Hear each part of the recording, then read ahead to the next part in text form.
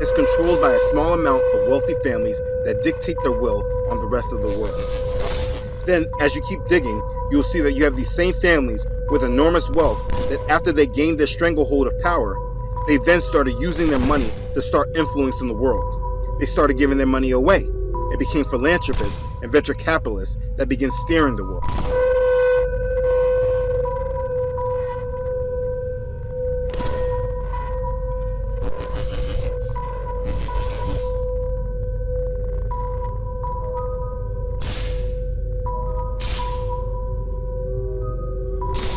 And instead of being looked at as rulers, they're praised and looked at as benevolent and doers of good.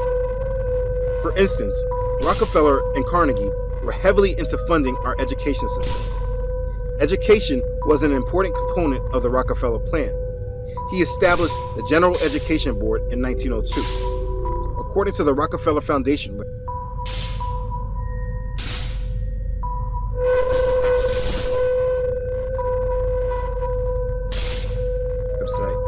the GEB was incorporated in 1903 to foster the promotion of education within the United States of America without distinction of race, sex, or creed. John D. Rockefeller Sr. made an initial commitment of $1 million to the organization, but his contributions quickly grew to $43 million by 1907.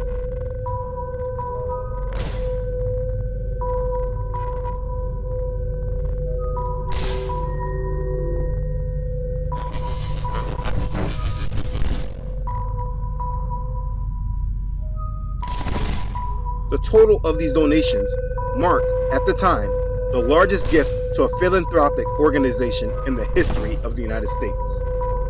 So during this time, Rockefeller gave the biggest gift in the United States history towards education.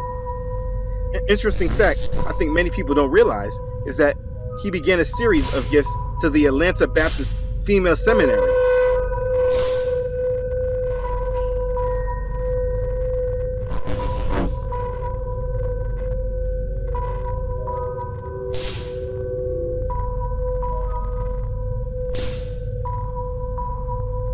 Which was a struggling school for African American women. As his contributions grew, the school took the maiden name of Rockefeller's wife, Laura Spelman. Yes, Spelman. Similar gifts were soon directed to two other black colleges, Tuskegee Institute and Morehouse College. These are all Rockefeller institutes.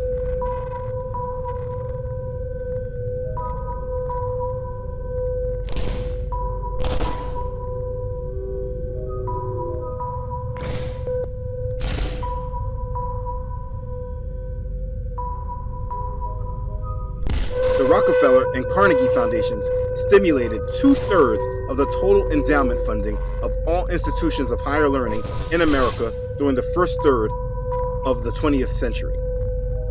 They began the funding of what we know today as public education, guiding our educations and what we know. This is a very deep subject.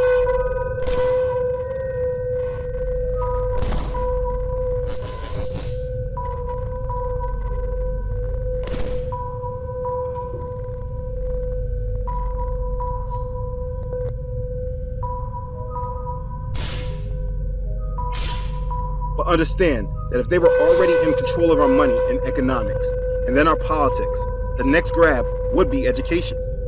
Because now you're in control of how generations think and what they want you to know. You create curriculum that teaches the world to know what you want them to know while leaving out their influence and power. I mean, for instance, the central bank is probably the most important part of a nation.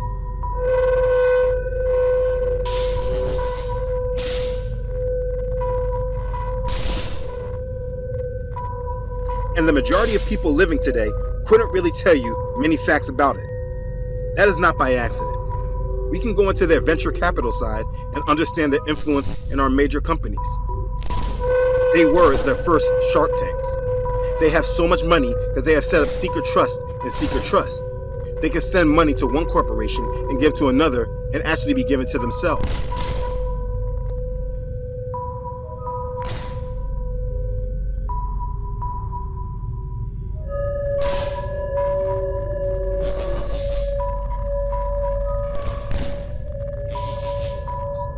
They have foundations like the Rockefeller Foundation, the Rockefeller Brother Fund, Venrock, which was the first investor in Apple. And that's just the Rockefeller family.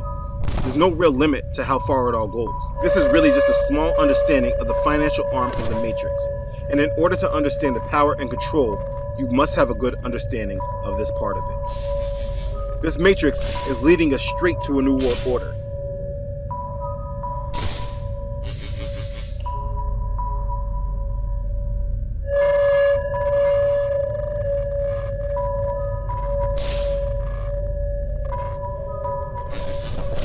And its purpose is to control your mind and lead everyone in the world towards a Luciferian world government. The economic leg of it was all about gaining power and control. There are so many people that really want to argue about this and believe that there's something that they can do about it. That if they obtain the right amount of money or power, that they can change the tides of time. This change maybe could have been prevented before the creation of all the central banks around the world. But they have such a power grab that there's nothing any one of us can do about it.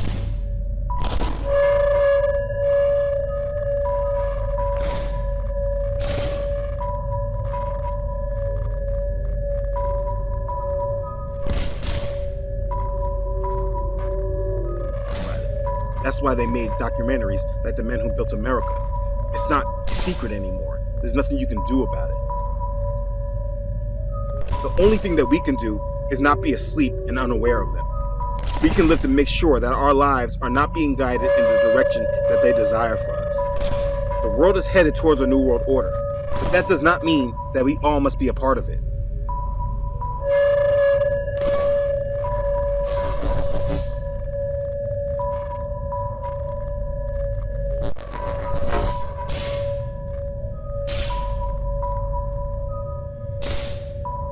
The first thing we must do is protect our minds, which is why, if it is possible to homeschool your child, you should. Do not fill your mind with all of their lies and explanations. Don't believe in their politics. They keep showing you that your vote doesn't really matter.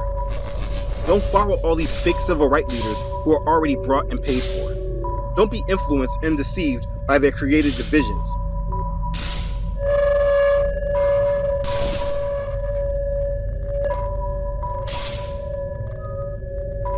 Which are economic, political, and racial, but absolutely be divided by your faith, religiously. If you are a believer in the Son of God, Yahshua HaMashiach, in English tongue Jesus Christ, you must live for Him and for His purpose He has for you. They are against Him. Do you remember when Satan tried to tempt Yahshua in the wilderness?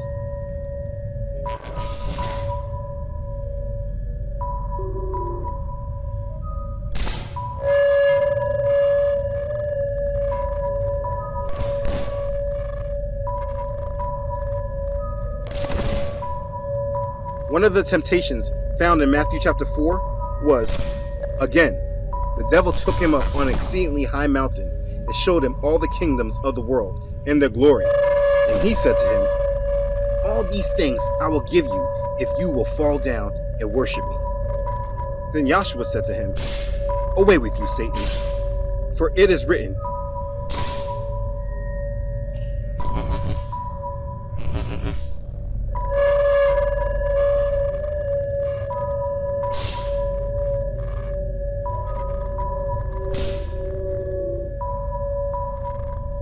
John D. Rockefeller felt strongly that his wealth was given to him from God, and he was right.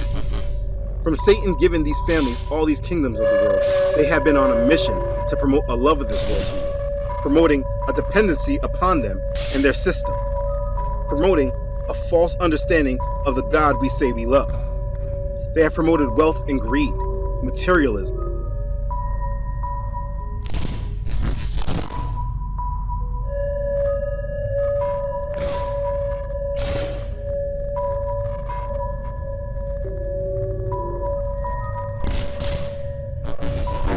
an unhealthy fornication with the world that only leads us away from fellowship with the Most High.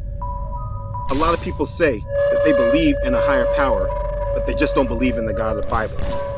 It's time that you review that thought. It's time that you understand these powerful families and their influence in the world that you live in. It's time that you understand their influence in your life and how much power they have yielded without your knowledge.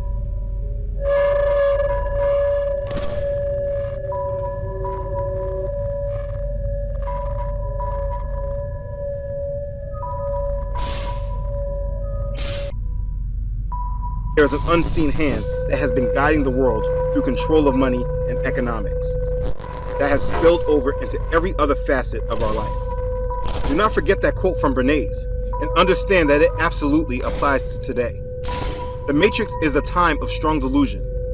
The Apostle Paul wrote of it in 2 Thessalonians chapter 2. The Matrix is all about bringing about the reign of the lawless one, the one who we know as the Antichrist.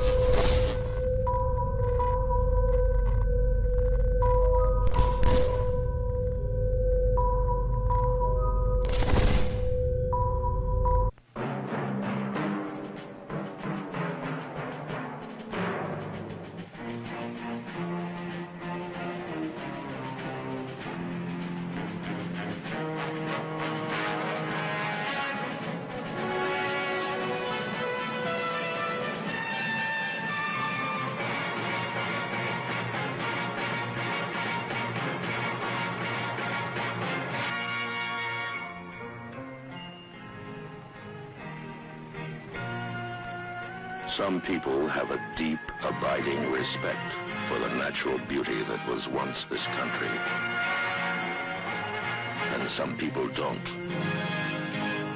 People start pollution. People can stop it. Write for Pollution Booklet, Box 1771, Radio City Station, New York.